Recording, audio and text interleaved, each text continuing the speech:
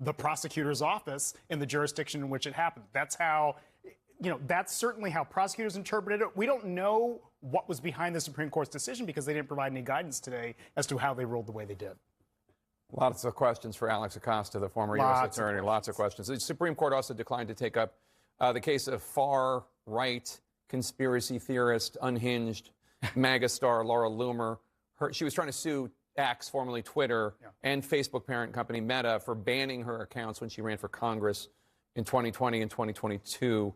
What does their rejection of her case suggest about how they view their role when it comes to these social media companies? Well, they're staying out of it, and they are letting social media companies do their thing without, getting in there. We should also be very clear, Jake, that, the Supreme Court gets something like 8,000 petitions a year and only takes 80 or so of them. That's a 1 in 100 rate. The fact that they turned down this relatively fringe case from Laura Loomer, it was not grounded in much reality, shouldn't really shock anybody.